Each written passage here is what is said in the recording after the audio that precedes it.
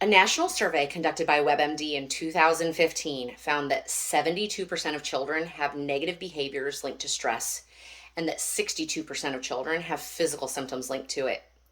Now, you might find yourself thinking, but they're kids. What could they possibly have to worry about? But according to leading kids' health experts, the answer is plenty. Faster child development, academic pressures, media saturation with adult content, bullying, lack of sleep, chronic illness, parental stress, family disruptions, overstuffed schedules, and lack of healthy outlets for stress relief are all causes for stress in children. As a parent, educator, and student, I have a strong desire to understand the external factors that affect our developing children. So today, I would like to persuade you that in order to combat high levels of tangible and toxic stress that can alter the chemical and physical structures of a child's developing brain, adult caregivers must take an active role in providing opportunities for healthy physical, social, and emotional development in children. First, we will address the effects that high stress levels have on both chemical and physical structures of the brain, which can lead to mental and physical health issues. Second, we will discuss the main causes for high stress levels in children, which include overscheduling and a lack of healthy outlets for stress.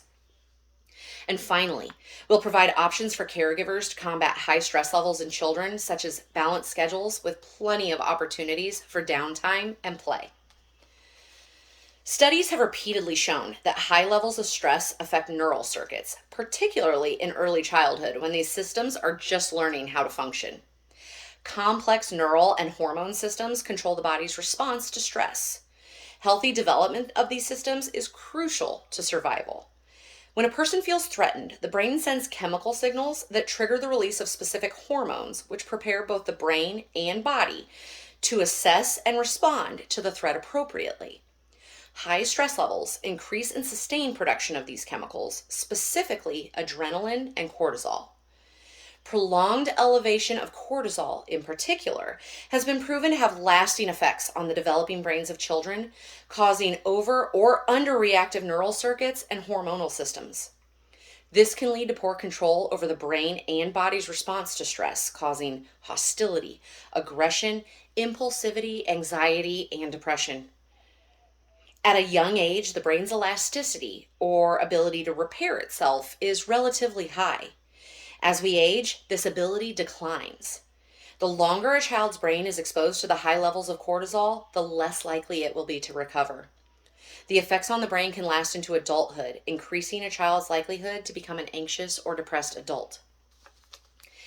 In addition to the increased likelihood of anxiety, depression, and other mental health issues, the elevated and sustained levels of cortisol can also lead to an increased risk of physical health problems.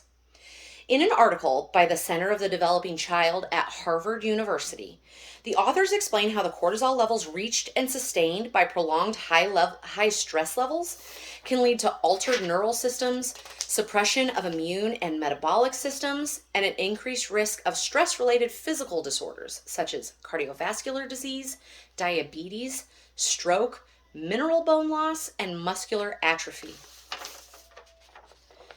As you can see from these images, the damaging effects of toxic stress are not only felt by the individual, but can also be visualized and even measured using modern technologies. Healthy development of the stress response is essential to survival. Frequent or prolonged activation of this system can lead to increased likelihood of both physical and mental health problems. To combat the effects that high levels of stress have on our children, it's important to understand where the stress comes from. As we discussed earlier, there are many causes of stress in children. Among these, we find overscheduling, which causes overly busy children. Children today live in a world of one scheduled activity after another. Activities that were once considered a choice for fun become required tasks. The desire to meet the expectations of caregivers and other adults becomes a need for approval that forms the basis of a child's self-worth. Children can become overwhelmed by too many commitments, leading to high levels of stress. This can be the start of a cycle of self-destruction. Stressed children can't focus or learn, which leads to decreased success, failure, causing doubt in one's abilities, and eventually feelings of worthlessness. In an interview with the Cleveland Clinic, Deb Lonzer, MD, says that kids don't have time to be kids. and claims that overscheduled children with high stress levels can suffer from poor nutrition, inadequate sleep, and underdeveloped social skills that are used in making friends. Downtime and boredom do not exist for our current generation of young people. Constant stimulation has replaced imagination, rest, self-reflection, and even sleep. Another cause for high stress levels in children is a lack of healthy outlets for releasing stress. Exercise, laughing, writing, drawing, talking it out, playing, and having fun are all recommended outlets for stressed children, according to the staff at HealthWise. Busy schedules, limited resources within families and communities, and a general lack of knowledge limit children's access to these relatively simple outlets for stress. And with stress management being a learned skill set, we cannot expect our children to understand that these outlets exist or how to utilize them without providing them with the opportunities and knowledge to explore these options that are available to them. Stress can come from many sources. Caregivers are responsible for providing children with the tools, including skills and resources, needed to manage that stress in a healthy way. Solutions to these problems are achievable. Balanced schedules that provide structure and opportunities for enrichment while allowing downtime keep stress positive or tangible for developing children. Many experts agree that structure is beneficial to healthy development in children. Structure provides the scaffolding for learning organization and time management skills. While structure and schedules can provide children a sense of security and control over their lives, be sure to use a child's interests and motivations to guide extracurriculars and pay close attention to their attitudes and behaviors as indicators of mental well-being. Activities like relaxation, play, and sleep should be scheduled with equal importance. Downtime is necessary in a balanced schedule, and when paired with enrichment opportunities, creates an environment conducive to stress management and healthy development. Play can be especially beneficial as it involves many of the recommended outlets for stress, including exercise, laughing, opportunities to talk with friends, and having fun. Due in large part to overly busy schedules and academic pressures, children today receive less opportunities to play than the generations before them. According to the National Association for the Education of Young Children in 2015, 7% of first graders and 8% of third graders never have recess. And since 2008, 20% of school systems have shortened recess time by an average of 50 minutes per week. Early childhood education standards show play as an integral part of developing and learning. Children learn critical social and emotional skills from play, as well as how to interact with the world around them. By depriving children of their opportunities for play, we are essentially depriving them of their opportunity to learn. In an article titled Play, Stress, and the Learning Brain, adapted from the book Welcome to Your Child's Brain, How the Mind Grows from Conception to College by Dr. Sam Wang and Dr. Sandra Amat, the chemical release of norepinephrine and dopamine during play is explained.